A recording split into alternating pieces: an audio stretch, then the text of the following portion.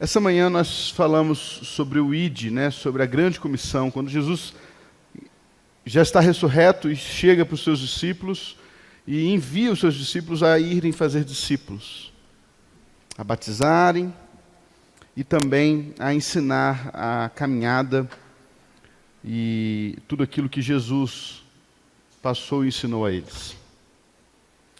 Só que fica uma questão muito importante diante disso que ele nos mandou fazer. Como? Como fazer discípulos? Como obedecer o ID de Jesus? Como que nós, como cristãos, vamos, de fato, ser o sal da terra, a luz do mundo, para um mundo caído ou cego? Como que a igreja cristã do século XXI se apresenta a um mundo que é completamente contrário a tudo o que a igreja defende? Para isso, eu vou encerrar a nossa série de mensagens Andando com Deus e quero chamar a sua atenção às características daqueles que andam com Deus. Para isso, eu quero te convidar a abrir a sua Bíblia no Evangelho de João, capítulo 8. Vamos ler o versículo 1 ao versículo 11. E para quem não lembra, essa passagem faz uma citação muito conhecida da mulher adúltera, né? Onde os escribas e fariseus queriam apedrejá-la e Jesus, de alguma forma, intercepta isso e muda a história dessa mulher. E diz assim a palavra de Deus, em João capítulo 8, versículo 1 em diante. Jesus, entretanto, foi para o Monte das Oliveiras. De madrugada, voltou novamente para o templo, e todo o povo ia ter com ele, e assentado os ensinava. Os escribas e fariseus trouxeram à sua presença uma mulher surpreendida em adultério, e fazendo-a ficar de pé no meio de todos, disseram a Jesus: Mestre, esta mulher foi apanhada em flagrante adultério. E na lei nos mandou Moisés que tais mulheres sejam apedrejadas. Tu, pois, que dizes? Isso diziam eles, tentando, para terem de que o acusar. Mas Jesus, inclinando-se, escrevia na terra com o dedo.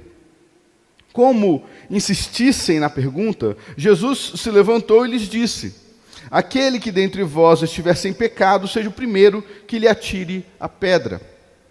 E tornando a inclinar-se, continuou a escrever no chão. Mas, ouvindo eles esta resposta, e acusados pela própria consciência, foram-se retirando um por um, a começar pelos mais velhos, até aos últimos, ficando só Jesus e a mulher no meio onde estava.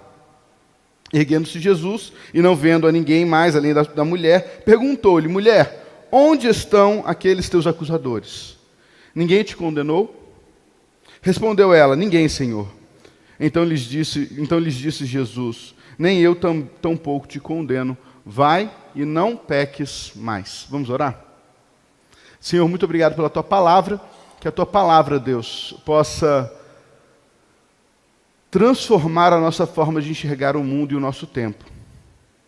Que a Tua palavra, Deus, possa moldar as nossas mentes e corações para viver aquilo que o Senhor tem para a Tua igreja no século XXI. Para ser luz em meio às trevas, para ser salvação àqueles que estão perdidos, para ser, ó Deus, instrumento, ferramenta de Deus no nosso tempo. Fala com a gente essa noite, ó Deus, poderosamente. É em nome de Jesus que oramos e já agradecemos por tudo. Amém e amém.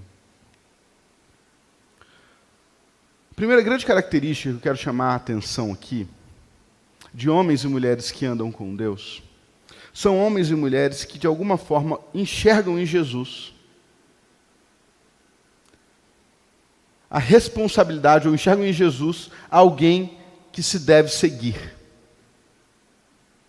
É muito difícil entender um cristão verdadeiro que, ao olhar para Jesus e ao olhar as atitudes de Jesus, as ações que Jesus tomou, se recusam a segui-lo.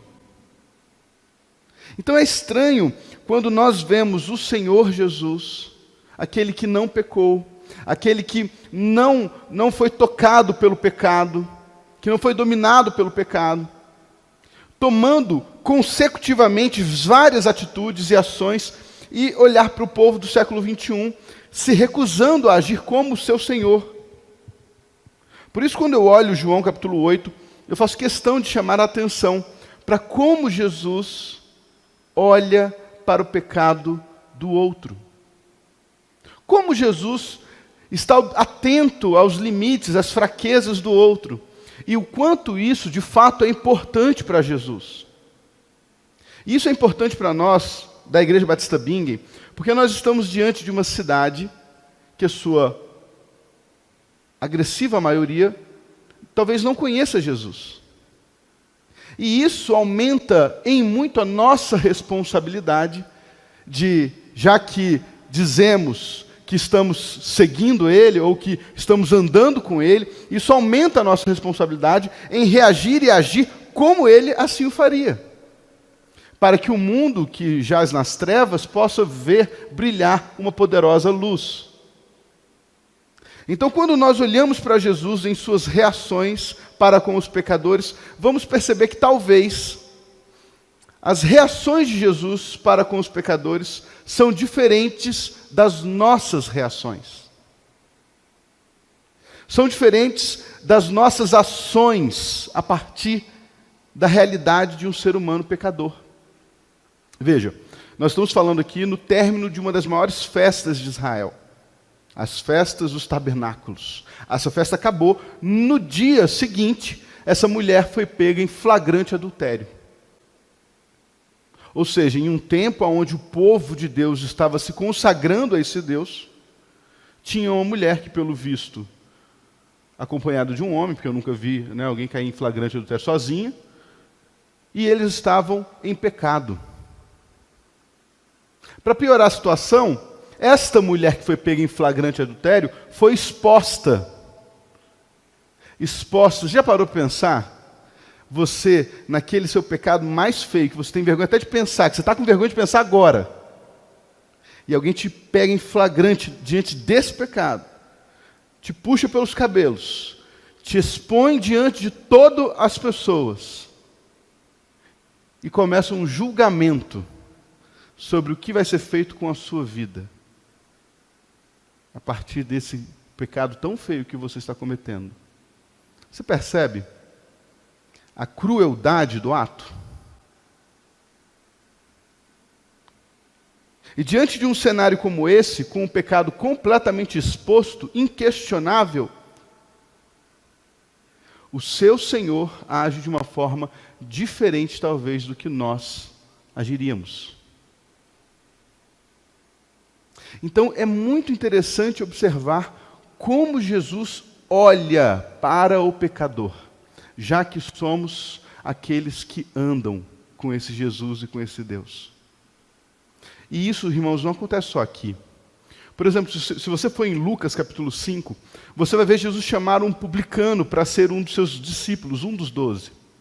E nos versículos abaixo, você vai ver que esse publicano faz um grande banquete para Jesus. E convida os seus amigos publicanos para comer com Jesus. E sabe o que acontece, irmãos? Jesus se senta à mesa com os publicanos.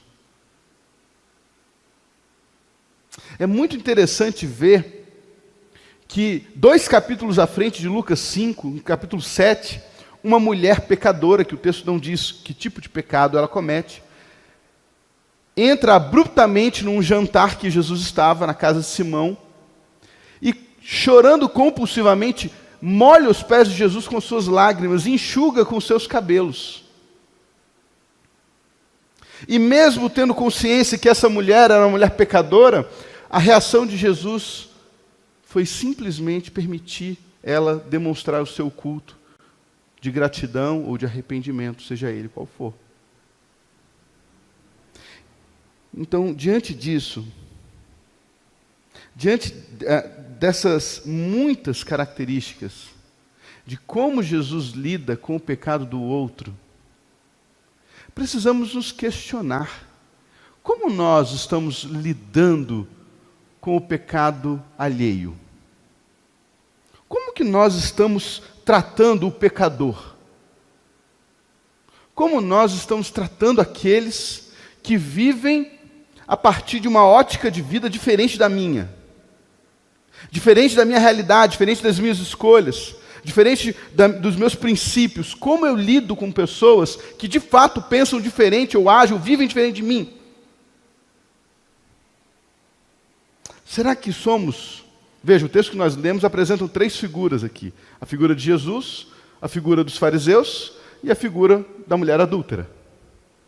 Quem somos nessa realidade? Será que nós, como igreja, somos os fariseus? Que estão atentos ao pecado do outro, prontos para pegar as pessoas pelos cabelos e trazer diante do povo santo, nação escolhida de Deus, para que eles possam atribuir o julgamento. Será que somos esses? Que estamos atentos demais ao outro para estar prontos para acusá-los, condená-los? Será que somos aqueles que lemos os textos bíblicos, decoramos versículos bíblicos para poder, de alguma forma, agredir, machucar, humilhar o outro?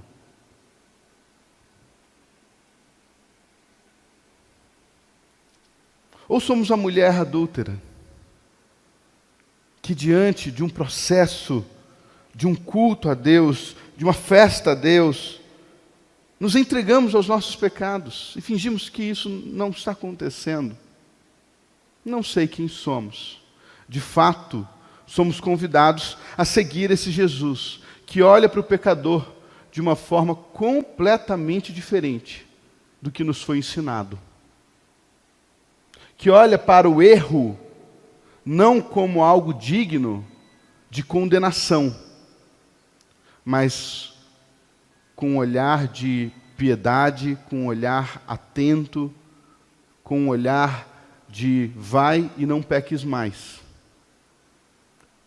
Eu fico curioso, será que se essa mulher dali saísse, voltasse a cometer adultério, e esses mesmos acusadores pegassem essa mulher em flagrante adultério e trouxessem para Jesus, falassem, Jesus, o Senhor perdoou ela aí, mas está em pecado de novo. Será que Jesus falaria, não, agora já na segunda vez, né? Eu te avisei. Não. Não é esse olhar, e você pode confirmar esse olhar quando você vai em Lucas 22, por exemplo. Quando você vê Jesus sentado à mesa com aquele que iria negá-lo, com aquele que iria traí-lo, com aqueles que iriam abandoná-lo.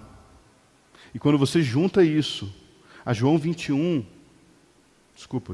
não, João 13, você vai ver que ele estava ansioso para viver aquele momento com aqueles 12 homens detalhados de pecados que estavam na sua frente. Por isso, quando nós entendermos o ID de Jesus, para que nós possamos viver o ID de Jesus, nós precisamos nos conscientizar que a nossa forma de enxergar o erro e o pecado do outro precisa estar literalmente transformada pelas experiências e ações de Jesus. Agora, como fazer isso? Como olhar para Jesus e para suas ações e sermos moldados, transformados a olhar para o outro de uma forma diferente? Primeiro grande conselho bíblico para nós: esteja atento a como Jesus manda ou te convida você a olhar para você mesmo. É impressionante, irmãos. Pessoas que estão 100% dedicadas a se conhecerem, a entender os seus pecados, ou a enxergar os seus pecados, eles não terão tempo para olhar o pecado do outro. É impressionante. E Jesus vem de alguma forma moldando, insistindo nessa ideia. Olha que interessante que ele vai dizer em Mateus capítulo 5. Vai comigo rapidinho lá. Mateus capítulo 5. Jesus vai deixar algo evidente para nós.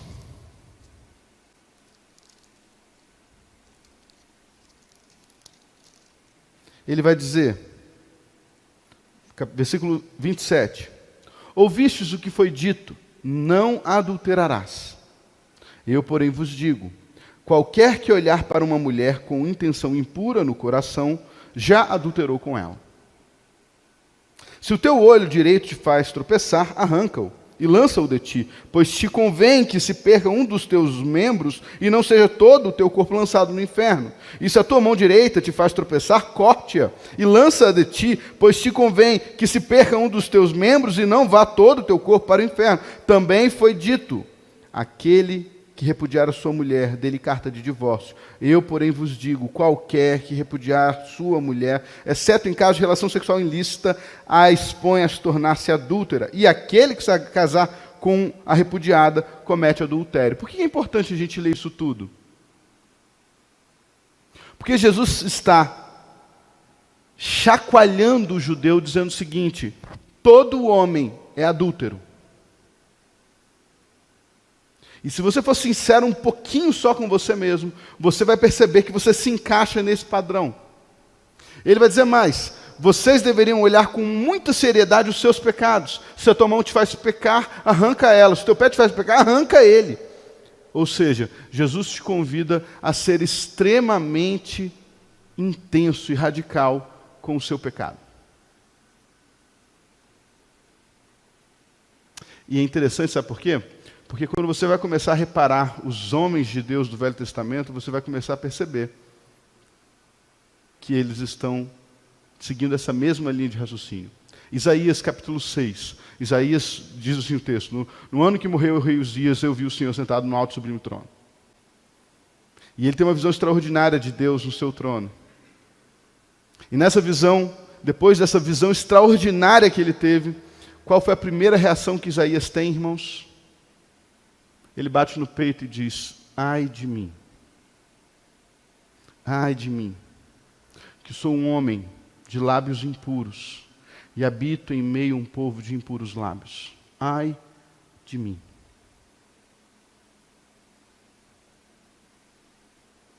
Homens e mulheres que caminham com Deus conseguem enxergar aquilo que pouquíssimos enxergam. Quem nós realmente somos. O quão escuro está o nosso coração, o quão distante de Deus está o nosso coração. Muitas vezes o quão arrogante está o nosso coração. Ação essa que religião nenhuma consegue. Mecanismo nenhum, regrinha nenhuma consegue te convencer do quão pecador você é, a não ser um Espírito que nos convence da justiça, do juízo e do pecado.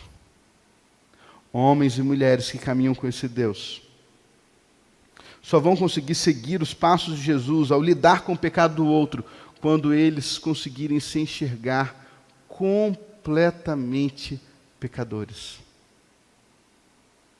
É mais ou menos o que o apóstolo Paulo traz quando ele escreve. Ele diz, eu, o maior de todos os pecadores.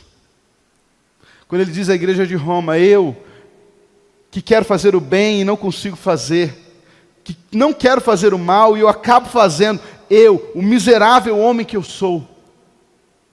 Percebam, homens e mulheres que caminham com esse Deus, eles não conseguem não se enxergar como são. Eles são confrontados com a sua realidade, e ao ser confrontados com a sua realidade, começam a mudar a sua forma de enxergar a Deus e a sua forma de enxergar o outro.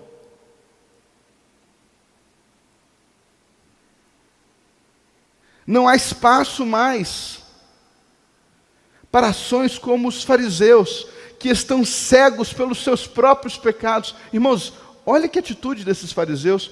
Eles pegaram uma mulher em flagrante adultério, eles levam e humilham essa mulher diante de todos, e tudo isso estão prontos, com as pedras nas mãos, para matar aquela mulher, simplesmente para terem do que acusar Jesus.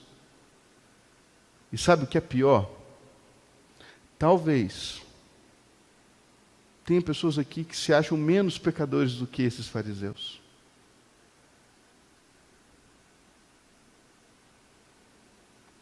Talvez irmãos cristãos se enxergam menos cruéis do que esses fariseus. Mas só sentem isso aqueles que não percebem que o que falamos tem o potencial de matar tanto quanto uma pedra. E talvez no nosso tempo, o que escrevemos também. O que destilamos, o que transmitimos também. Nos esquecemos que esses homens que aqui estão querendo matar, trucidar, apedrejar essa mulher, ainda não conheciam o Senhor da glória. E que nós, como igreja, muitas vezes, seguimos passos muito parecidos. Tomamos atitudes e escolhas muito próximas. Não nos importamos se ele ou ela se sentirão humilhados, expostos. Não nos importamos em chamar alguém que tem uma escolha sexual de abominação. Não nos importamos de dizer que eles vão queimar no fogo do inferno. E usamos o quê? A palavra de Deus para afirmar isso. Muito parecido com o que eles estão usando, não? Extremamente parecido. Moisés nos mandou apedrejar tais mulheres. Levíticos capítulo 20, versículo 20. Deuteronômios 22, versículo 22.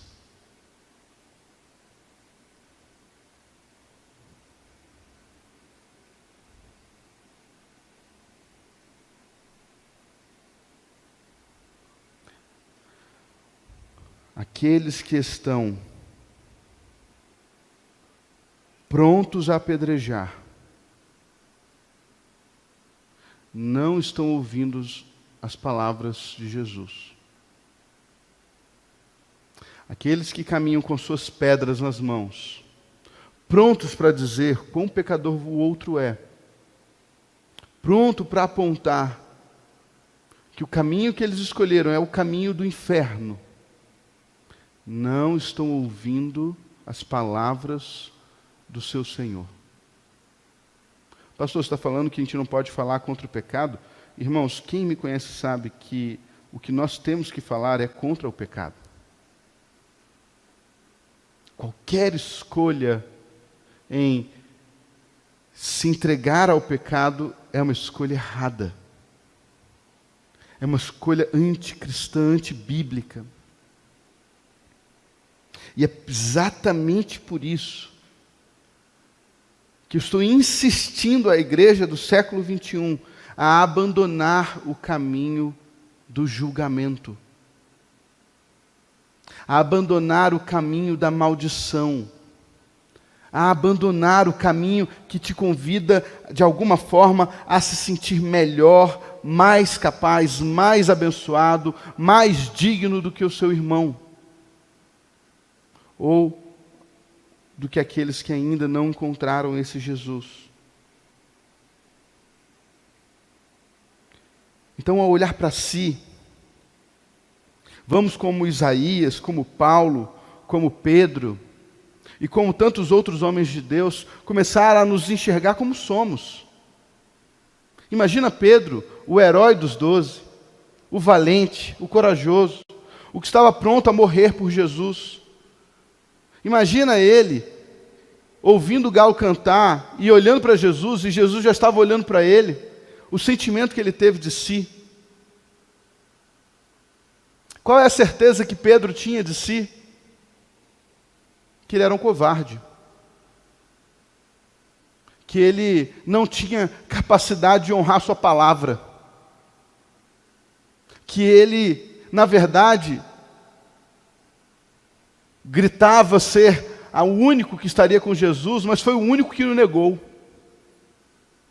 E por isso não tinha como não terminar o capítulo 22 de Lucas dizendo que ele saiu e chorou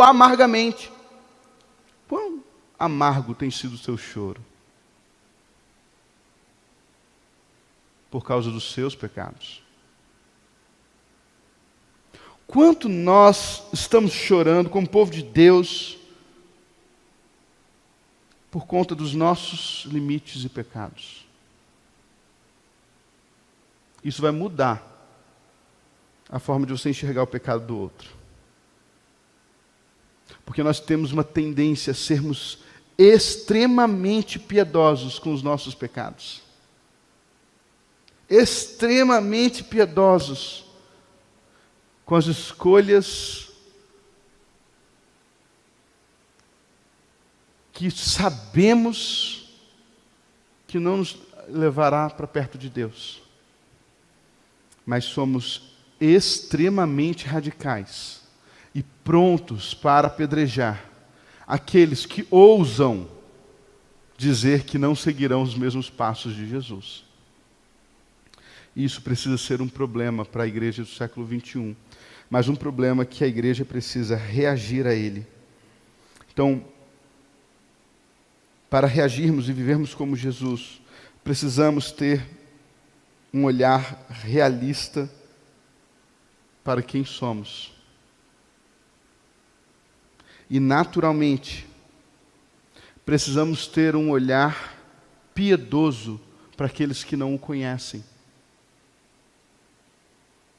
É muito interessante, por exemplo, se você for em Atos 14, se eu não me engano, deixa eu ver se está certo, Atos 14, você vai ver Paulo e Barnabé indo para Listra. E quando eles chegam em Listra, Paulo faz um milagre ali.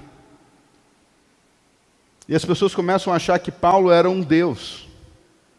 E as pessoas começam a fazer uma oferenda a Paulo e a Barnabé.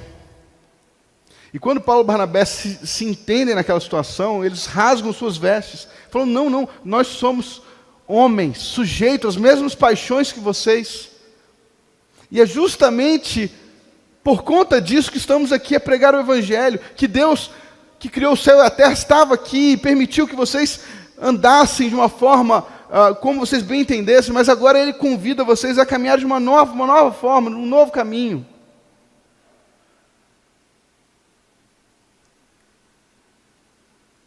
Você ouviu a palavra condenação nesse discurso? Ou inferno?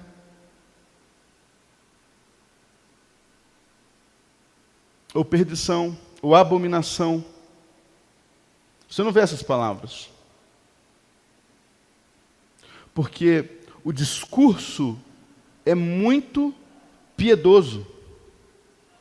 E não podia ser diferente, sabe por quê? Porque Saulo de Tarsis caminhava para Damasco respirando ameaça e morte contra a igreja. E ele teve um encontro com esse Jesus. E a sua capacidade, a sua compreensão da vida foi transformada a partir disso. Então ele olha para aqueles que não conhecem Jesus com muita piedade, com muita misericórdia. Por quê? Porque está fresco em sua mente quem ele era. Os seus limites, os seus pecados, os seus erros. Então, quando ele olha para um povo que ainda não conhece esse Jesus e caminha longe desse Jesus, a conversa não é sobre condenação, não é sobre inferno, não é sobre destruição. A conversa é sobre compaixão, é sobre salvação, é sobre misericórdia. É sobre Deus derramar a sua graça, mesmo aquele povo não conhecendo Ele.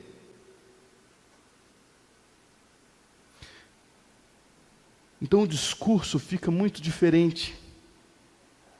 O olhar muda. A forma como você se aproxima muda. Eu não esqueço, quando eu trabalhava no A Mais Servir ainda, no projeto que cuida de moradores de rua, sempre que chegava uma equipe nova para de alguma forma evangelizar na rua, a gente dava um pequeno curso sobre evangelismo. E a primeira coisa que a gente ensinava era não precisa falar de inferno. Esse discurso, sai dessa vida, meu filho, que você vai para o inferno. Sai dessa vida, meu filho. Porque é um caminho de condenação, de destruição. E a gente falava, não fale isso, porque eles já estão vivendo isso.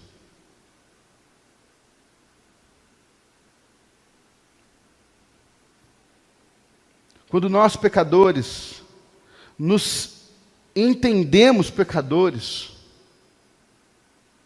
O nosso olhar para o outro, naturalmente, precisa ser compassivo.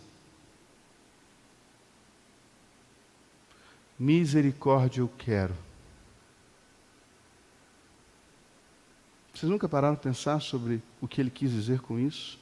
Misericórdia eu quero, e não sacrifícios? Será que nós nunca nos atentamos para que o Senhor da glória lidar com pessoas complicadinhas como eu e você, e não nos consumir, né? E não nos consumir instantaneamente pelos nossos pecados e limites, nos ensina alguma coisa muito importante. Se tudo isso ainda não nos ensinou, talvez as parábolas dos devedores nos ensinem. Um homem devia ao rei 50.000 denários, um valor incalculável, toneladas e toneladas de ouro. E o rei fala assim: paga o que você me deve. E esse servo falou assim: Senhor, você é paciente comigo, eu não tenho como te pagar, mas devagarzinho, tudo eu vou te pagar. E o rei olhou para esse servo e falou assim: vou perdoar sua dívida. E aquela grande dívida foi perdoada. Saindo da reunião com o rei, ele encontra um outro servo que também devia a ele, não uma quantia extravagante, enorme, mas devia 50 dinheiros. Pegando aquele servo pelo pescoço, fala: me paga o que você me deve, senão você vai preso. Ele falou: olha, você paciente comigo, eu não tenho dinheiro para te pagar. E ele fala: não, você vai para a cadeia até você me pagar. O interessante é a reação do rei. A indignação do rei ao observar que uma dívida enorme foi perdoada.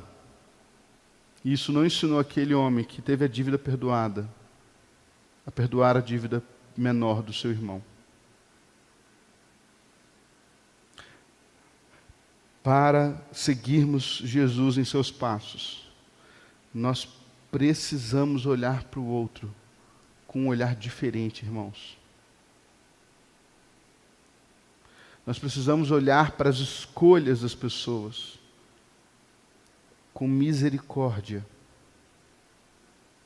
com compaixão, com um olhar que não está pronto a condenar, a humilhar, a trucidar o outro. Um olhar que não está pronto a obrigar o outro a fazer aquilo que eu acho que ele deveria fazer. Um olhar que quer, de alguma forma, impor a uma sociedade as leis cristãs. Não é assim que nós vamos ganhar o Brasil, tá, irmãos? Esqueçam esse caminho. Não é assim. A última vez que tentaram foi Constantino e não deu certo. Manchamos o mundo de sangue, implementando as nossas leis. Nós iremos mudar o mundo quando primeiro formos mudados e transformados por esse Jesus. Por caminhar com Ele. Por conhecê-lo. Por ouvi-lo.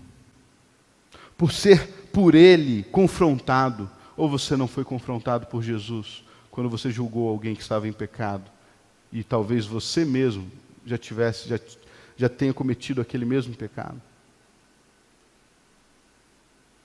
Ou você nunca foi pacientemente corrigido por Jesus quando você olha para um pecador e o considera mais pecador que você.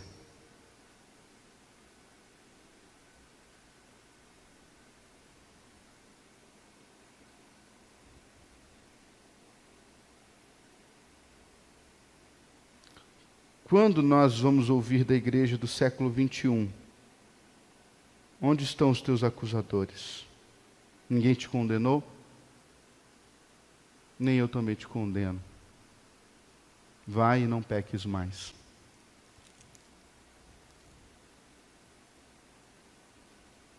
Por um outro lado, ao ouvir esse discurso, nós podemos confundir tais palavras como o liberalismo. Podemos confundir a ideia de que porque nós não estamos aqui para condenar esse mundo, nós não estamos aqui para humilhar este mundo, nós não estamos aqui para ter um olhar cruel, duro para este mundo, nós podemos facilmente nos confundir com a ideia de que nós não precisamos ser cuidadosos para como lidamos com os nossos pecados. Cuidando disso, Paulo diz à igreja de Gálatas, capítulo 6, ele fala uma coisa muito forte, ele vai dizer que ninguém se engane, de Deus não se zomba. Tudo que o homem planta, o homem colhe. Se o homem plantar para a carne, ele colherá a morte. Se o homem plantar para o Espírito, ele colherá a vida. É muito interessante ver como os apóstolos entenderam essa balança da caminhada cristã. Eles são muito conscientes que os pecados, o salário do pecado, como diz Paulo em Romanos, ela é a morte. O pecado não brinca em serviço. O desejo dele, como diz Gênesis, é te dominar. O poder de destruição dele é a morte. É a cegueira. É a escravidão. Então eles lidam com o seu pecado, eles têm a consciência do seu pecado, mas eles lidam com o seu pecado com um certo tipo de radicalismo, um certo tipo de urgência em vencê-lo, a ponto que Paulo, em sua segunda carta a Coríntios, ele vai dizer que ele 3 vezes rogou ao Senhor para lidar com uma questão da sua alma. E tamanha era a crise que Paulo vivia ao lutar contra o seu espinho na carne, que a resposta divina foi: Paulo, o meu poder, ele se aperfeiçoa na sua fraqueza. Então acalma o teu coração, está tudo sob controle. Ele se diz maldito por não conseguir fazer o bem que tanto quer.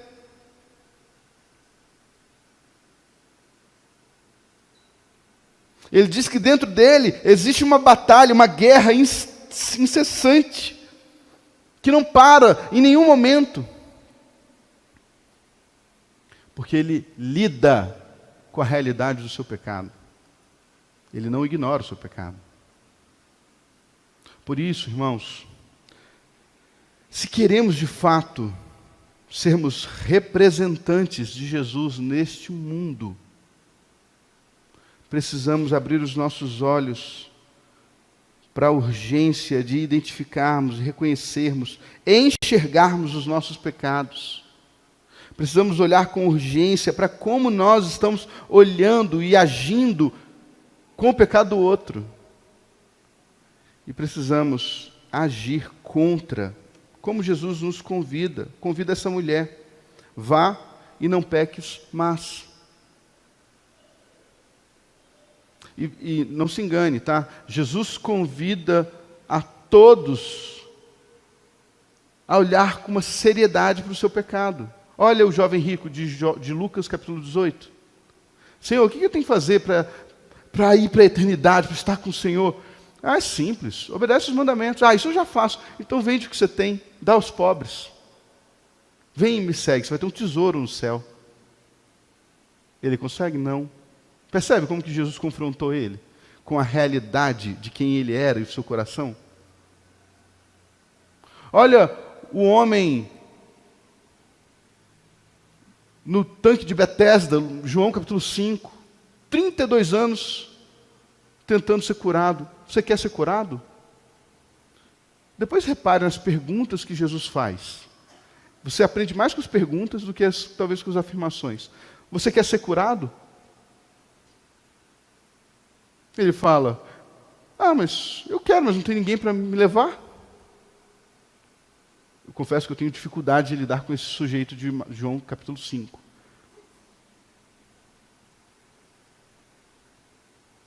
João 5 é o seguinte, tanque de Betesda. Eles acreditavam que um anjo vinha e descia naquele tanque. A água balançava. O primeiro que entrasse ficava curado. Certo? Ok. O cara... Isso já me irrita, né? Quem chegar primeiro, ganha. O cara está o quê? Deitado. Já é um problema. Jesus pergunta para ele, é a única vez que Jesus faz uma pergunta como essa. Você quer ser curado? Qual a resposta dele? Vitimismo. Não tem ninguém para me ajudar. Resposta errada de novo, na minha opinião. Jesus vai e cura o cara. Eu não entendo. Se fosse uma mais servir, eu falo, Jesus, não, esse não. Vamos curar outra pessoa. Alguém que queira mesmo. Jesus vai e cura ele. O que acontece? Jesus encontra ele no templo. Ele está lá adorando a Deus. Sabe o que Jesus fala para esse homem? Olha que você já está curado. Não peques mais para que não te aconteça coisa pior. O que esse filho de Belial vai fazer? Ele vai lá avisar os judeus que quem curou ele foi Jesus e por isso Jesus foi ser perseguido. Definitivamente, na minha opinião, esse cara não tinha que ser curado. Mas é Jesus, né? Ele é mais paciente, piedoso, misericordioso, bondoso, amável do que o Tiago. Graças a Deus por isso. Mas olha que interessante, irmãos. Ele vira para esse homem e fala, lide com o seu pecado. Não é esconda o seu pecado, lide com ele. Não é, nem eu te condeno, pode ir em paz. Nem eu te condeno. Vai e não peques mais. Jesus ele leva tão a sério os pecados que todas as vezes que seus discípulos cometem ele repreende seus discípulos. Lembra de João? Lembra de Tiago querendo ser um melhor que o outro? Um sentar à sua direita, o outro à sua esquerda e fala assim, vocês não sabem o que vocês estão pedindo para vocês. Quando eles queriam consumir Samaria, mandando descer fogo do céu, Jesus dá uma bronca neles. Quando Pedro se acha melhor que os outros, ele fala assim, você vai me negar. Mas olha que interessante, quando Zaqueu está a procurar Jesus, ele vai comer com ele. E no final dessa caminhada, desse encontro com Jesus, Zaqueu muda a sua forma de ser e viver. Se eu roubei, eu vou devolver 4 vezes mais, e metade que eu tenho eu vou dar aos pobres. Quando Jesus está falando sobre a avareza, sobre o amor ao dinheiro, em Lucas 15, não vou lembrar, mas talvez eu ache aqui, ele está falando ali sobre os cuidados, Lucas 17, se não me engano.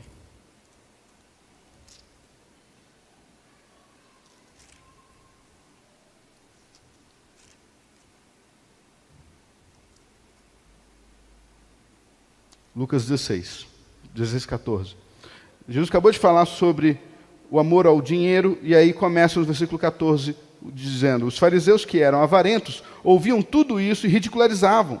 Mas Jesus lhes disse, vós sois os que vos justificais a vós mesmos, diante dos homens, mas Deus conhece o vosso coração, pois aquilo que é elevado entre os homens é abominação diante de Deus. Ele confronta o pecado. O tempo todo. Não existe essa conversa de que Jesus te convida a viver na mesma realidade que você tinha antes de conhecê-lo. Não existe isso biblicamente. Mas olha que interessante. Ele convida você a lidar com o seu pecado. Porque quando você chega em Mateus 7, ele vai dizer, não julgueis, para que vocês não sejam julgados. Na mesma medida que vocês medirem, vocês serão medidos. E aí ele fala uma coisa muito forte para mim e para você. Não repare no cisco no olho do seu irmão, enquanto tem uma trave no seu olho. E ele vai falar uma palavra muito dura para a gente. Ele vai dizer, hipócrita, tira primeiro a trave que está no seu olho, para que você veja claramente e possa socorrer o seu irmão. Ele chama de hipócrita aqueles que se acham capazes de enxergar o pecado do outro, sem antes passar pela realidade dos seus próprios pecados. Por isso, se queremos mudar o mundo, se queremos ganhar o mundo, se queremos obedecer o ID de Jesus, então precisamos começar a seguir os passos desse Jesus e os conselhos e ações que esse próprio Jesus convida a sua igreja. Amém? Vamos falar com o nosso Deus? Feche seus olhos, curve sua cabeça. Senhor Jesus, muito obrigado pela Tua palavra, muito obrigado, Senhor, porque podemos, com liberdade, pregar a Tua santa palavra. Deus, nos capacita, nos prepara, nos aperfeiçoa, Deus, para sermos a igreja que o Senhor quer que sejamos no século 21. Senhor, nos ajuda a ir além. Nos ajuda, Senhor, a enxergar com clareza os nossos erros e pecados. Nos ajuda, Senhor, a reagir aos nossos pecados, a não nos auto-sabotar, a não nos auto-enganar, mas a viver para a Sua glória, para o Teu louvor, para a Tua adoração, Senhor. Nos ajuda, Senhor, a olhar com sinceridade para quem somos, para o que somos. Nos ajuda, Deus, não a dizer para esse mundo quão pecador eles são,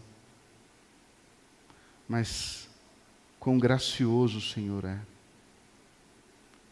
Que a nossa mensagem, Deus, seja a mensagem bíblica da graça de Jesus, do amor de Jesus. E naturalmente, ó Deus, dos confrontos que Jesus nos faz. Pai, não nos permita, Deus, em hipótese alguma, não lidarmos com os nossos pecados, não enfrentarmos os nossos pecados. Deus nos capacita. A luta é dilacerante, é uma guerra, como Paulo afirma. Nos ajuda a vencer, Deus. Nos ajuda a experimentar da Tua graça, superabundante graça, e a viver como povo de Deus, que está preocupado em alcançar povos perdidos, cegos, escravizados. Que nós possamos, ó Deus, ser o instrumento do Senhor nesta terra, o braço de Deus nesta terra, para abraçar, para amar, para respeitar, para cuidar, Senhor. Ó Deus de Israel, perdoa a Tua igreja, que escolheu o caminho da espada em vez do caminho da paz, que escolheu o caminho da agressividade em vez de ser agredido, que escolheu, Pai, o caminho de ser reativo em vez de ser amável e piedoso. Nos perdoa, Deus, como igreja, e nos ajuda, Senhor, a caminhar contigo e enxergar em Ti o caminho que devemos seguir. Fala com a gente, Deus. Continua falando com a gente. É em nome de Jesus que oramos. Continue de olhos fechados, cabeça baixa. Essa noite te foi apresentado uma caminhada com Deus que talvez seja um pouco diferente do que você está acostumado a ouvir. uma dedicação inteira para olhar com seriedade para o seu pecado, para o seu limite, para a sua fraqueza. Uma dedicação plena para você olhar com piedade, com misericórdia para o pecado do outro, com as escolhas do outro, com os erros dos outros. E uma prática, uma ação direta para você lidar com os seus erros e fraquezas. Para que este mundo creia que existe um Deus cujo fardo é leve.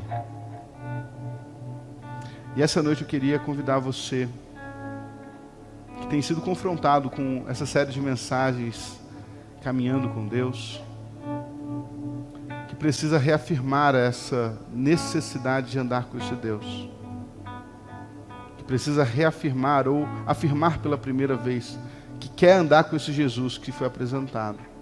Se você é uma dessas pessoas, levante uma das suas mãos.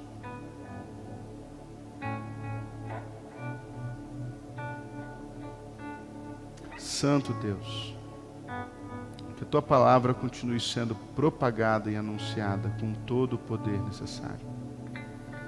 É em nome de Jesus que oramos e agradecemos. Amém e amém.